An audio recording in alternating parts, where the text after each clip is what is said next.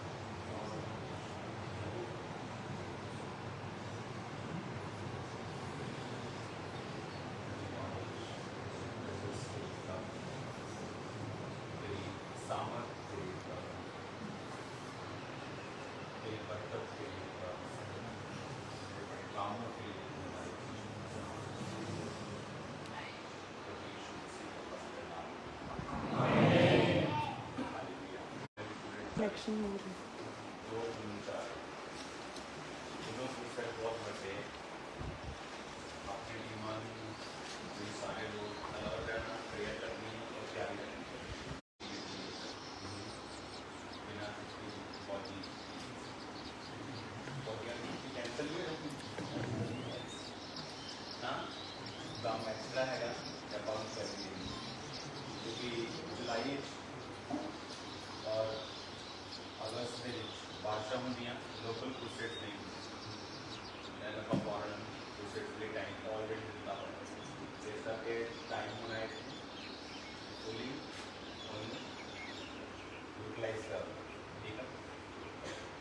Teaching शुरू करो तो पहला एक और चीज़ हमने क्या था एक दिन रखना अपना चर्च अपन डिसाइड करांगे केड़ा दिन रखना वो दिन अपन सिर्फ चर्च की सफाई करनी सारे ओके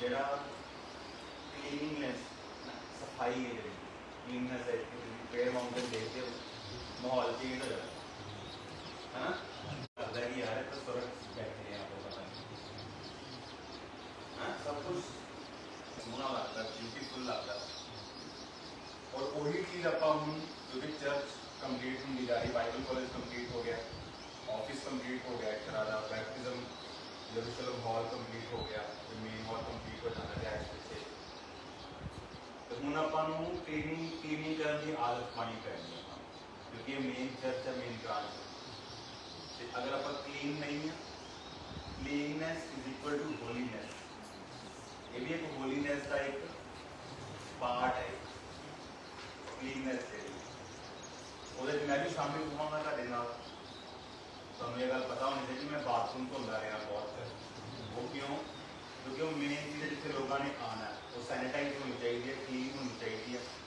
ਤੁਹਾਡੇ लिए भी ये है ना जिन्ने भी हैगे हो ਤੁਹਾਨੂੰ कोई चीज़ नज़र आती है गंदी है खुद एक्शन लेना सफाई कर्मचारी नहीं कहना आप सारे सफाई कर्मचारी तू है क्यों नहीं किया तू है क्यों नहीं किया आपे बोकर लो करके दिखाओ कि भाई नुकरा साफ कर टाइलों दियाँ पत्थर दियाँ ना इन्ने महंगे आप चीज़ा उस लगाई एक दिन आप हफ्ते से रखना आई थिंक मंगलवार के दिन होगा आई थिंक कुछ लोग काउंसलिंग होंगे मंगलवार और आप बाकी जो लोग हैं जो खास डिपार्टमेंट के हैड है तो बहुत ज़्यादा जरूरी काम है फिर तुम अपने डिपार्टमेंट से रहना मेरा तुम जमीन पर रह के अपनी क्लीनिंग आप उस दिन करा सारे पासे घूमांगे तुम दसिया जाऊगा खासकर जी ले हैंड वाली टीम है और टीम बाकी टीम बाइबल कॉलेज स्टूडेंट्स आ क्लीन करने हूँ आप जाना क्योंकि जिदा जो प्रोजेक्ट कंप्लीट होंगे जा रहे हैं तो उन्होंने मेनटेन भी आप रखना मेनटेनेंस ये एक बड़ी चीज़ है ठीक है समझ आ रही कि हूँ हर बंदे ने क्लीनिंग वाला दिमाग रखना कि क्लीन कितों नहीं है और उतों अपने आप में चर्च में स्ट्रक्चर में बाथरूम रोड ग्राउंड एवरीथिंग आप चमका देना क्लीन करना अपन इतों आदत पेगी ताकि जो चर्च बन गई महंगिया चीज़ा बन गई फिर इदा ना हो कि आप रीबिल्ड करिए या उन्होंने चमकाते रहिए बाद समझ पहले ही आप वो चीज़ में कैप्चर करना ठीक है समझ आ गई तो एक दिन हर हफ्ते आप क्लीनिंग का रखना, हर हफ्ते मैं तुहाडे नाल होवांगा क्लीनिंग। जिस हफ्ते मैं नहीं भी होया तुसीं तां भी क्लीनिंग करनी। वैसे अगर मैं इंडिया च बैठे हाँ तो मैं तुहाडे नाल हाँ। समझ आ गई सारे? हर बंदा क्लीनिंग वाल ध्यान दूगा। जे परमेश्वर ने मैं दस्सिया तुहानूं दस्सांगा। जिहड़ा बाइबल कॉलेज का बाइबल स्टडी का टॉपिक है वो अलग है, लेकिन ये टॉपिक जिहड़ा प्रभु ने तुहानूं दस्सिया कि क्लीन आपां करना चाहिए। बिल्कुल the fair mountain the Bible college नवां नवीं बिल्डिंग बनी है, कितना ब्यूटीफुल लगता, क्लीन लगता। इत्थे ये बाइबल कॉलेज का संभाल रहा ठीक। कोई चीज़ ब्रेक हुई, टूटी टूटी, उससे वेले कोई चीज़ करनी, टूटी चीज़ लंबे समय तक वो टूटेगी। जिहड़ी चीज़ 10 रुपये च आपां कर रहे हैं रिपेयर, वो 100 रुपया लेगी 1 महीने बाद करांगे।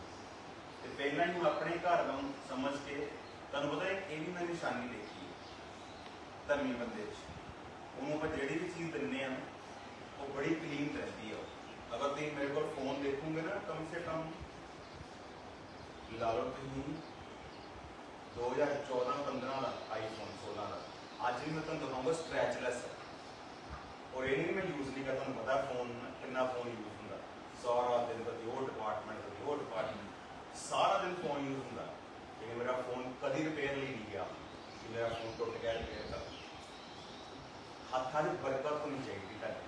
अगर तुम मेरे घर आके देखोगे क्लीनिंग मिले, कमरे जाके देखोगे क्लीनिंग मिले, जिथे मैं जाना उत्थे क्लीनिंग चाहिए। वो क्लीनिंग क्यों?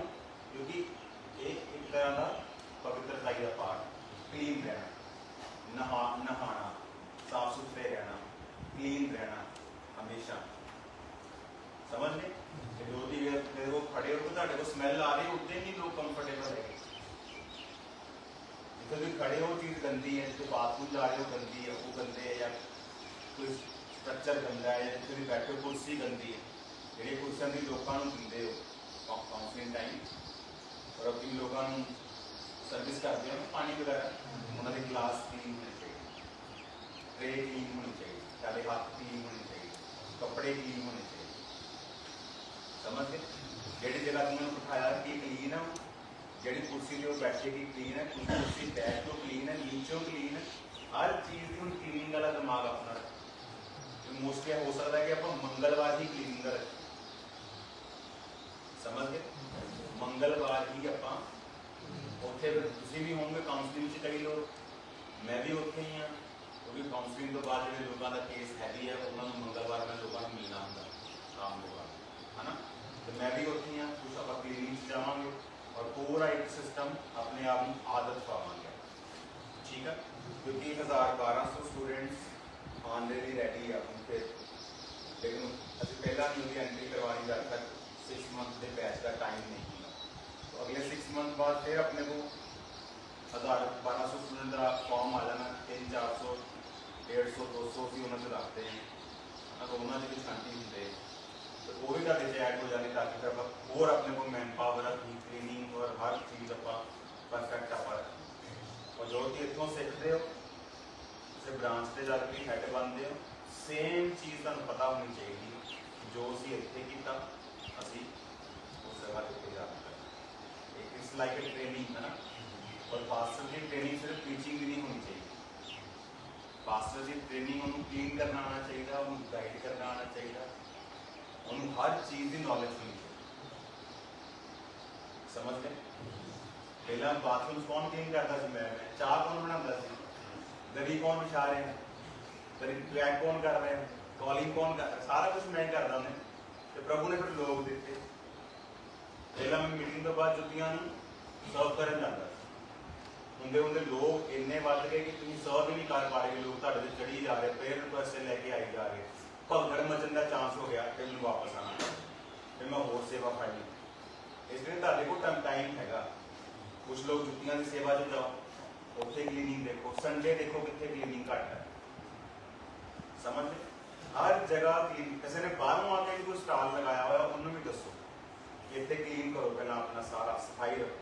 सफाई का मैसेज चारे पासे जाना चाहिए। समझ गए?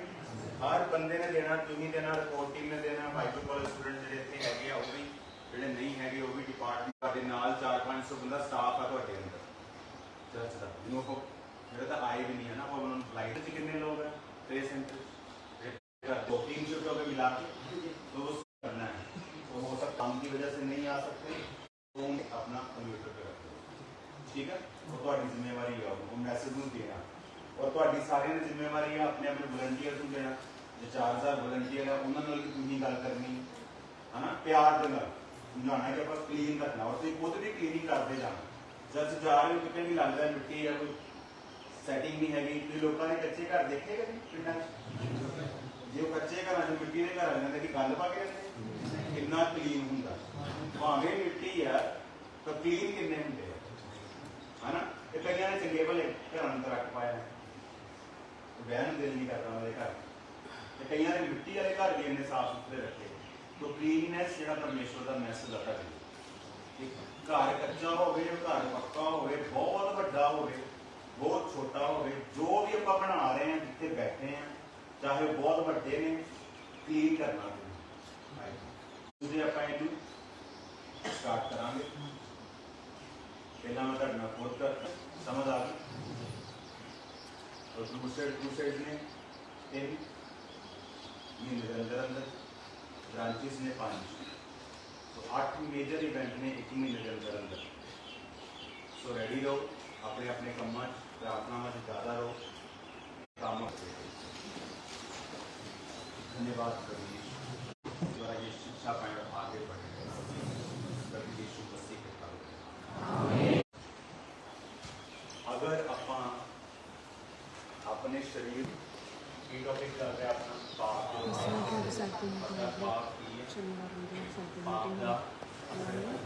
टीचिंग स्टाफ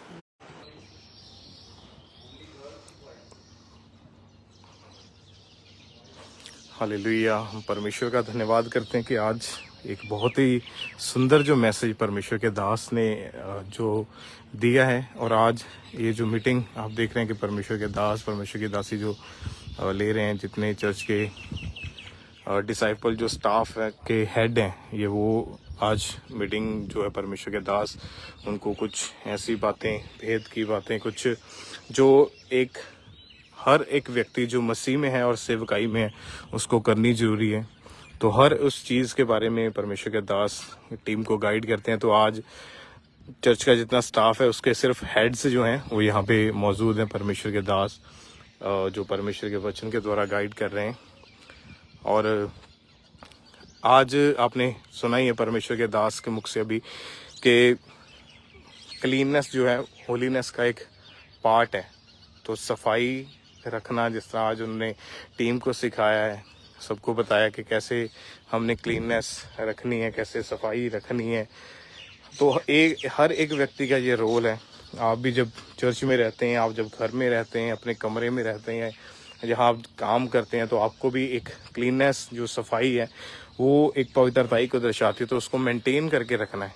तो आज परमेश्वर के दास जो आप जानते हैं कि हर सैटरडे हर शनिवार शाम को परमेश्वर के दास जो डिसाइपल्स हैं, जितना यहाँ स्टाफ है, उनके हेड्स हैं, तो उनके साथ एक मीटिंग होती है, एक बाइबल टीचिंग होती है, जिसमें वो सिखाते हैं कि हमने कैसे सेवा को करना है, कैसे परमेश्वर के दास ने खुद सेवा करी है, और आज सचमुच परमेश्वर ने उनको इतनी बुलंदियों पर पहुंचाया है, इतने करोड़ों लोगों तक परमेश्वर का वचन जो पहुंच चुका है। तो आज भी जो लोग परमेश्वर के दास के द्वारा सीखते हैं, उनके स्पिरिचुअल सन्स एंड डॉटर्स हैं, अलग अलग जो बड़ी बड़ी सेवकाइयाँ हैं, और ऐसी सेवकाइयाँ जो एक टाइम के ऊपर सक्सेस में नहीं थी, फलवंत नहीं थी, लेकिन उनकी एक ऐसी टीचिंग जो सचमुच परमेश्वर का अनुग्रह उनके ऊपर है, तो उसके द्वारा हमने बहुत लोगों को, बहुत खुदा के दासों को हमने बढ़ते हुए देखा है। तो एक स्पेशल बाइबल टीचिंग जो हर शनिवार शाम को परमेश्वर के दास चर्च के डिसाइपल्स टीम स्टाफ के जितने हेड्स हैं उनके साथ मिलके करते हैं, वो हमारी आत्मिक उन्नति के लिए, स्पिरिचुअल ग्रोथ के लिए हैं। तो आपको कल के लिए मीटिंग के लिए इनवाइट किया जाता है। कल special healing and deliverance meeting है चर्च में, सुबह 10:30 मीटिंग स्टार्ट होगी।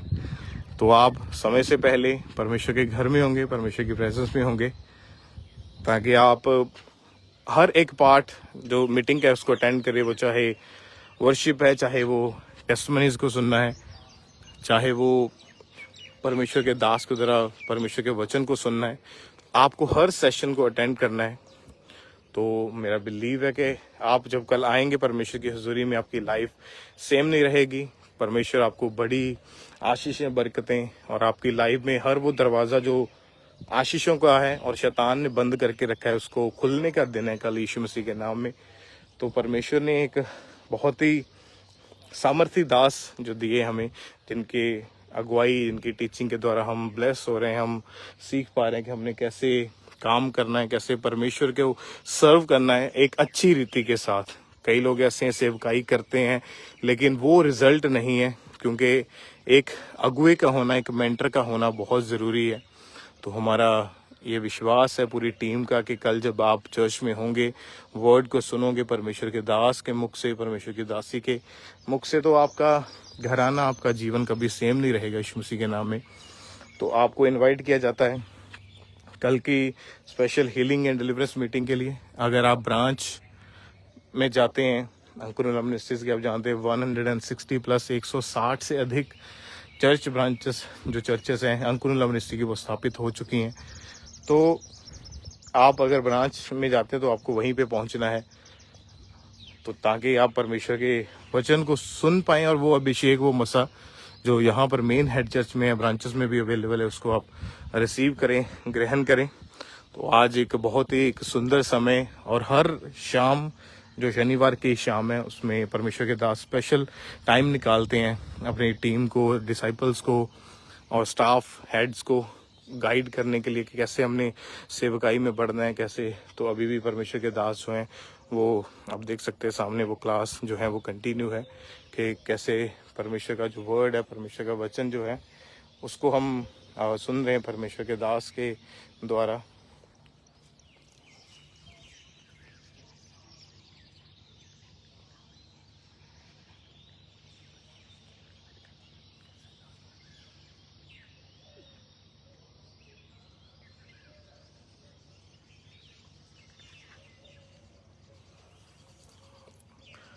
तो कल के लिए आपको स्पेशल मीटिंग के लिए आप सबको इनवाइट किया जाता है। तो मैं चाहता हूं कि आप कल अपने पूरे परिवारों के समेत आप परमेश्वर के घर में आएँ, परमेश्वर के भवन में आएँ। तो जो बाइबल टीचिंग क्लास है, जो वो परमेश्वर के दास, अभी जो चर्च के जितने स्टाफ हैं या उनके हेड्स हैं, सिर्फ स्टाफ के हेड्स यहाँ पे मौजूद हैं और डिसाइपल हैं, चर्च की जो इतनी टीम है, वो सारे परमेश्वर के दास के द्वारा जो सीख रहे हैं परमेश्वर के वर्ड को, कि कैसे हमने सेवकाई को करना है, कैसे परमेश्वर के कामों को करना है। तो हर रोज़ हमें परमेश्वर की प्रेजेंस में जाना है, हर रोज़ प्रेयर माउंटेन से, यहीं से जिसका व्यू आपने अभी देखा है, बहुत ही खूबसूरत ये इवनिंग का व्यू है। तो बहुत ही अनॉइंटेड और सामर्थ से भरी हुई प्रार्थनाएं आप ग्रहण करते हैं, रिसीव करते हैं जब परमेश्वर के दास के द्वारा जो प्रार्थनाएं होती हैं। तो उसको भी हमने लगातार प्रेयर को अपने अटेंड करते जाना है, सुनते जाना है कि परमेश्वर ने कैसे कितने बड़ी बड़ी गवाहियाँ जो पैदा करी हैं, बड़े बड़े काम हमने परमेश्वर के होते हुए देखे हैं। तो हमारा बिलीव है कि परमेश्वर का आत्मा जो है वो आपकी लाइफ में बड़े और अद्भुत काम करेगा। तो आज भी आप ब्लेस्ड हैं यीशु मसीह के सामर्थी नाम में। God bless you all. तो आपने लगातार मीटिंग्स को जरूर आपने अटेंड करते जाना है, क्योंकि स्पेशल तरह की एक बाइबल की जो टीचिंग है परमेश्वर के दास जो आज दे रहे हैं अपने स्टाफ को, उनके हेड्स को, टीम को, डिसाइपल्स को। तो ये बहुत ही एक आनंद की बात है, एक बहुत ही अच्छा समय हमारे लिए कि हम परमेश्वर के वचनों को सुन पा रहे हैं और समझ पा रहे हैं कि हमने सेवकाई को कैसे करना है।